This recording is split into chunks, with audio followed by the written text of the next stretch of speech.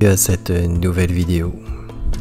Petit partage du soir ici, afin de vous faire profiter pendant quelques minutes de cette sorte de méditation, ou juste une écoute tout simplement. Depuis quelques années ici, certaines choses ont changé. Certaines expériences se sont faites plus précises.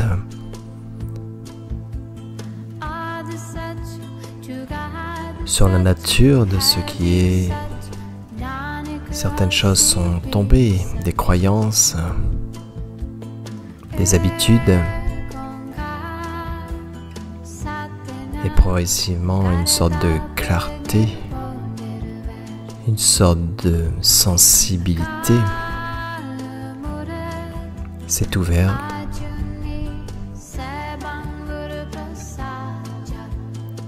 Alors souvent on pense que tiens, Bruno est parti peut-être dans une voie de fantasme, ou peut-être il est parti dans une recherche spirituelle, quelque chose qui est complètement subjectif, imaginaire, ou je sais pas, comme une sorte de croyance, de religion, un état qu'on se met à côté des états qui paraissent négatifs, une sorte de retranchement. Donc en fait ici je vous invite à voir qu'en fait cette ouverture qui ne s'est jamais ouverte en fait, qui est toujours là en permanence pour tout le monde, c'est comme dévoilé en 2015 quelque chose qui s'est, sans aucune pratique, quelque chose qui s'est, comment on peut dire ça, qui est venu au premier plan, et ce second plan est passé a été vu comme quelque chose de illusoire, complètement sans appartenance à quiconque. Il y a comme toute cette histoire qu'on s'invente, toute cette histoire qu'on s'invente, d'un seul coup passe au second plan. On peut pas dire qu'elle s'efface. Elle est toujours là, l'histoire. Mais c'est comme elle est vue comme, on appelle ça le monde Maya, ou le monde du Samsara, le monde des illusions, des apparences. Et d'un seul coup, ce second plan n'est plus au premier plan comme la seule réalité, validée souvent par le monde matériel, le monde scientifique, le monde politique, pardon. Vous êtes ceci, cela, il faut ceci, cela, et puis dans les médias aussi, pour être heureux, rechercher la plus belle voiture, le meilleur soin cosmétique, etc., etc. Donc ici l'invitation c'est déjà voir que tout ce qui semble venir va aussi partir, tout ce qui semble venir va aussi comme en apparence partir, c'est-à-dire que tout est en mouvement maintenant. Cette vidéo est en mouvement, le cœur est en mouvement, le sang est en mouvement, la respiration est en mouvement, la journée est en mouvement, le temps est en mouvement, vos enfants sont en mouvement, le travail est en mouvement, le Covid est en mouvement, les naissances, les morts, tout est en mouvement maintenant. Et tout ça fait partie du second plan, qui est toujours mis en premier plan. C'est comme notre vie, bien sûr, c'est ça la vie, c'est ça la vie. Ça c'est la vie, bien sûr. J'ai mon corps, j'ai mes pensées, j'ai mon travail, j'ai mon identité, j'ai mon âge. Et puis je fais partie de tel programme politique. Pour moi, Dieu c'est telle religion ou telle religion. Et puis voilà. Et puis tout est enfermé comme sur une carte d'identité. Tout est enfermé dans la périphérie du corps, de la chair, des muscles du cœur qui bat. Et donc tout cela engendre une forme d'identité, une forme de croyance à l'identité comme quelque chose objectif. Alors en fait, ce qui se passe quand la réalité, cette présence pure, cette écoute qui est sans propriétaire, ce qui se passe, on appelle ça un éveil, mais il n'y a personne ici pour s'éveiller ou pour s'endormir. Et donc ce qui se passe, c'est que les croyances sont vues comme des croyances. Le corps est vu comme le corps, mais il n'a pas d'existence propre à lui-même. Aucune partie du corps ne va dire « je suis le corps ». Aucune pensée n'est réelle. C'est un mouvement, c'est pas plus grand et pas plus petit que votre respiration, une pensée. Et quelles que soient les sensations, ce n'est pas plus grand et plus petit que le vent qui souffle dehors, que les informations de 20 heures, ou que l'inspire et l'expire.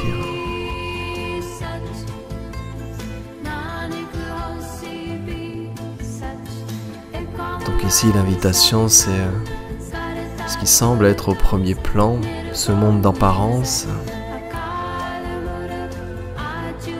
cette fabrication de l'esprit en permanente, avec son acolyte, le mental, vous savez, la petite voix qui déchiffre tout, qui analyse tout,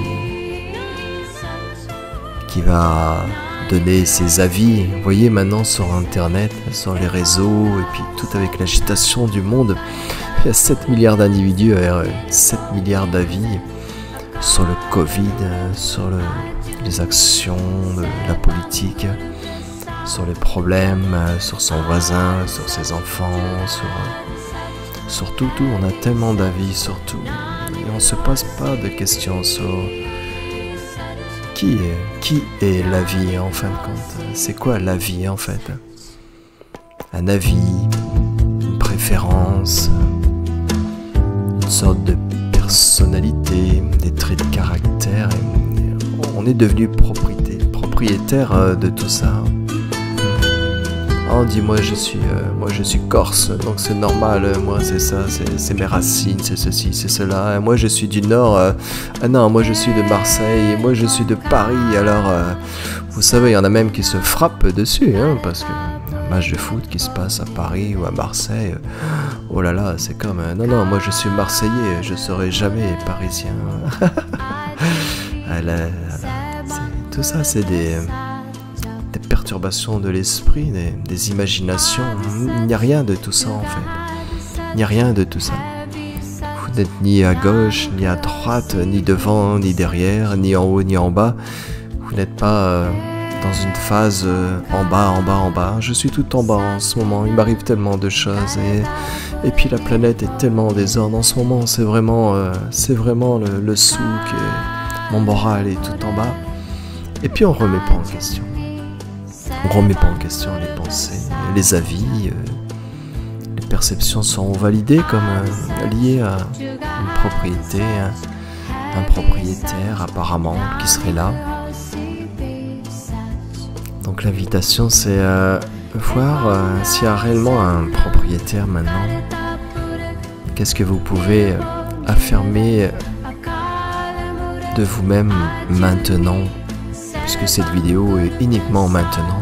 Et même si vous l'écoutez, la réécoutez demain, ce sera aussi que dans ce maintenant.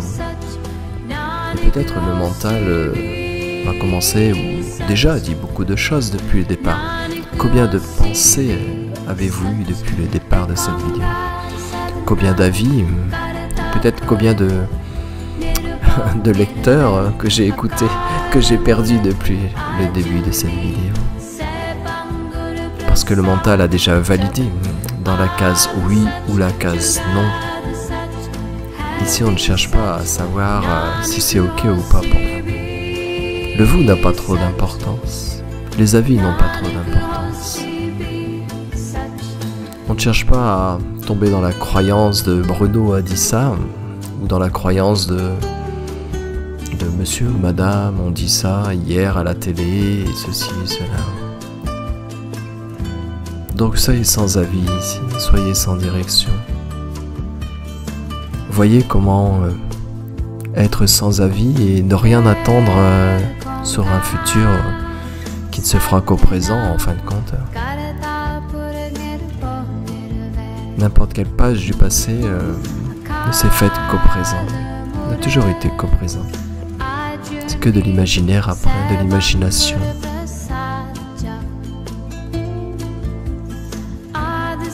Donc c'est observer dans ce maintenant, observer peut-être les différentes sensations, observer aussi l'esprit et le mental, observer comment tout arrive,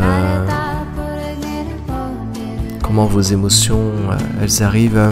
Alors souvent on dit, mais moi je me pose pas ça, je me pose pas toutes ces questions, moi je vis et c'est tout simple, et voilà, pourquoi se poser toutes ces questions? Donc ne vous posez pas de questions, si c'est comme ça. Mais si vous sentez qu'il y a comme quelque chose qui n'est pas à sa place maintenant, il y a quelque chose qui n'est pas clair. On a notre vie, on essaie de tout faire pour que ce soit stable, pour trouver le bonheur. Et puis il y a quelque chose qui n'est pas stable. En fait, on n'est pas vraiment à la maison. On n'est pas vraiment chez soi maintenant. Alors on cherche à l'extérieur. On attend que le Covid s'arrête, que tout redevienne comme avant. Mais il y aura d'autres perturbations liées à l'environnement, ou liées à la famille, ou liées à votre santé, ou liées simplement aux informations, ou à n'importe quoi, ou à la météo. Il y aura toujours comme une sorte de personnes qui cherchent à enfin se stabiliser, trouver enfin ce bonheur lié à la personne. Et si ce bonheur qu'on cherche tant n'existait pas? Et si en fin de compte, tout était ici et maintenant? Et si en fin de compte, la case du malheur et du bonheur faisait partie aussi de l'écran des illusions? Et si en fin de compte, tout était ici et maintenant?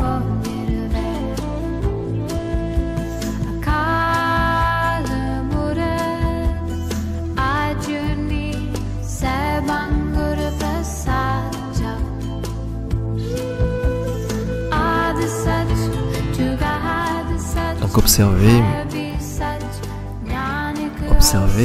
et peut-être à ce moment-là, posez-vous la question de savoir si tout est vrai maintenant, de savoir et de comprendre le mécanisme de l'esprit, car tout, absolument tout, provient de l'esprit. Le pouvoir de l'esprit est infini comme le ciel. Et dans le bouddhisme, on dit aussi que tout ce qui arrive provient de l'esprit. Donc pour ça, il faut expérimenter et être le calme, entre guillemets, être le silence, entre guillemets, de ce qui est avant l'esprit, pour pouvoir l'observer.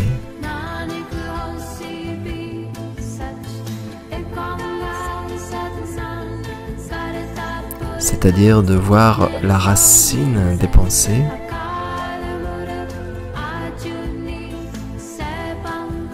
et de voir que tout ce qui se passe, même au niveau d'une sensation, arrive dans l'esprit.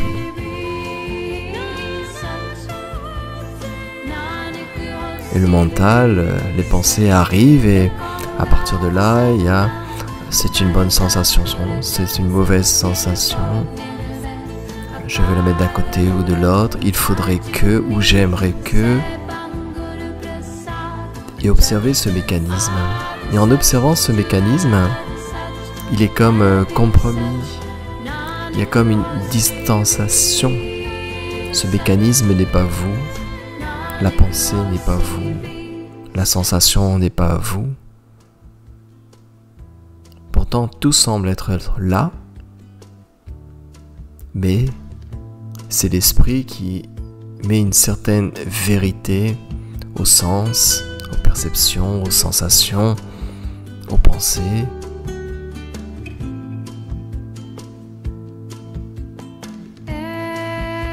Donc ici, on ne cherche pas moins que la racine de l'esprit. Parce que quand vous voyez, ou quand vous vous posez la question de pourquoi maintenant c'est comme ça, pourquoi maintenant j'ai cette pensée, pourquoi maintenant il y a telle émotion, pourquoi il y a telle sensation, pourquoi j'ai peur, pourquoi je doute. Mais ici, l'introspection n'est pas philosophique ou psychologique, elle n'est pas non plus scientifique. Elle est simplement dans l'observation de ce qui est ici et maintenant, de ce qui est ici et maintenant. Et vous allez voir qu'en fin de compte, tout ce monde, tout l'univers, complètement, je sais plus à combien, 14,5 milliards d'années-lumière, tout est dans votre esprit.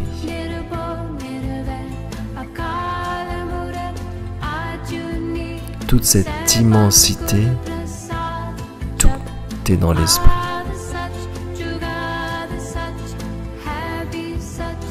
Bien sûr, vous pouvez remettre en question ce qui est dit, il faut remettre en question ce qui est dit, mais il faut donner la preuve de l'inverse. Ici, ce qui est dévoilé ici, c'est simplement la nature même de ce qui est. C'est l'écoute qui est une expérimentation, qui est la vie, la source à son état pur, sans blablatage mental. Même si les mots ici défilent depuis quelques minutes, tout émane de l'expérimentation d'ici et maintenant. Il n'y a pas de connaissance, pas de livre ouvert, pas de recherche sur les mots. Il y a quelque chose de clair, de perçu, sans qu'il y ait quoi que ce soit à percevoir.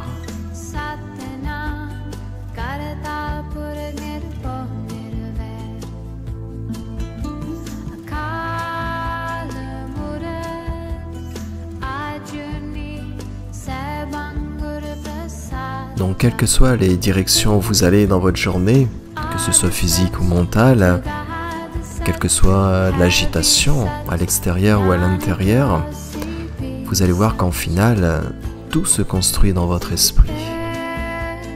C'est pour ça qu'on dit par exemple dans le bouddhisme que rien n'a d'existence propre. Tout est en impermanence. Tout ce que vous voyez est en impermanence. Et tout ce que les gens voient sont certainement différents de ce que vous voyez. Tout ce que les gens voient, il y a certainement une interprétation différente à travers le monde, à travers les pays, à travers les nations, les nationalités, l'éducation, les croyances, l'âge, la santé. Tout est perçu différemment.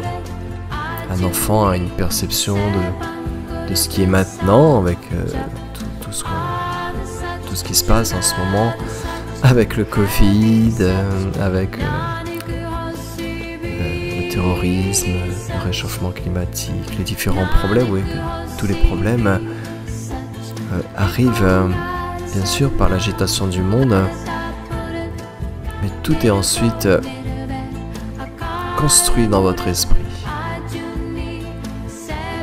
C'est important de voir ce mécanisme. Donc si tout est en interdépendance, il n'y a pas de quelque chose qui soit objectivable, qui ait une réalité propre, une existence propre. Le corps n'a pas plus d'existence propre que les pensées. L'identité encore moins, l'ego encore moins. Il y a des physiciens très renommés, hein. Il y en a un, mais je ne sais plus son nom, qui dit que le corps, le monde et l'univers même est composé de 99,99999% de vide. Donc il resterait 0,0000001% qui pourrait correspondre, comme une sorte de mirage. Peut-être c'est là la porte de la conscience du jeu. Peut-être ce pourcentage, ce 0,00001%, peut-être c'est juste cette vibration incroyable de vie où tout émerge. C'est le grand mystère ici. Vous pouvez aller jusque la source parce qu'il n'y a pas besoin d'y aller. Vous êtes ce qui est maintenant. Il n'y a que la vie maintenant. Quels que soient les événements, quelles que soient les situations, quelles que soient vos sensations, vos états de santé, l'état du monde, de la planète, tout. Il n'y a que la vie maintenant. Et vous êtes cela. Vous êtes la vie qui s'expérimente elle-même. Donc plus il y a de dualité, ce qui semble être la dualité, et plus l'expérimentation est forte, profonde.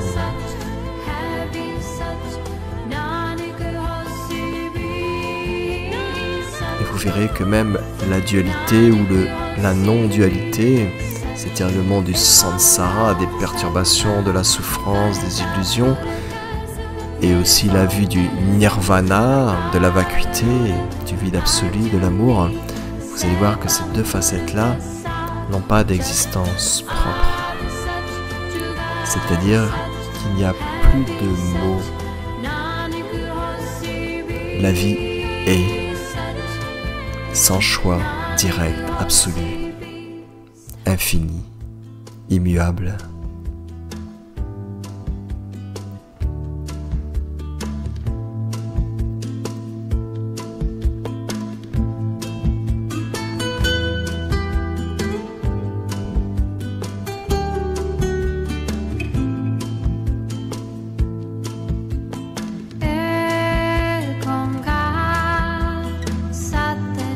N'hésitez pas à prendre du recul avec tout ce qui se passe à travers vos sens, à travers vos émotions, à travers vos pensées.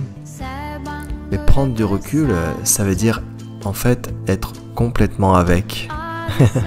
Prendre du recul, en fait, c'est être complètement avec. Complètement avec, mais pas dans l'agitation mentale. C'est complètement avec un regard intérieur qui vient du cœur. C'est le regard de l'instant, le regard silencieux. Vous allez voir que tout ce monde duel envoie comme une sorte de boomerang qui revient à la vie elle-même. Si on a suffisamment de lucidité et de présence maintenant pour voir que tout ce qui est, c'est nous-mêmes. Tout ce qui est, c'est nous-mêmes. Aller à la racine de l'esprit. Trouver la vacuité en toute chose. toutes les définitions de tout ce qui est maintenant, c'est vacuité. Vous verrez que la vacuité n'a pas d'existence propre. Et c'est pour ça qu'on l'appelle aussi la vacuité. L'éveil n'a pas d'existence propre. C'est pour ça aussi qu'on l'appelle l'éveil. Bouddha n'a pas d'existence propre. C'est pour ça qu'on l'appelle Bouddha. La souffrance n'a pas d'existence propre. C'est pour ça qu'on l'appelle la souffrance. Et tous les mots qui sont dits là n'ont pas d'existence propre. C'est pour ça qu'on les appelle des mots. Donc être dans ce qui est, à travers ce qui est et avant ce qui est.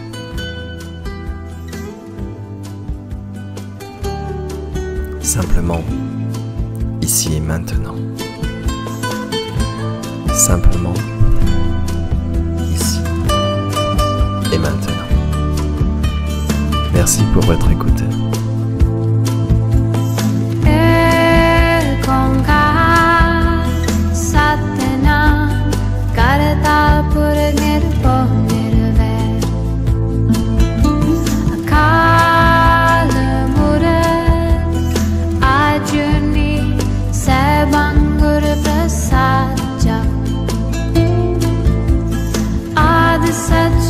Jugaad Sach, Heavy Sach, Nanak Hosi.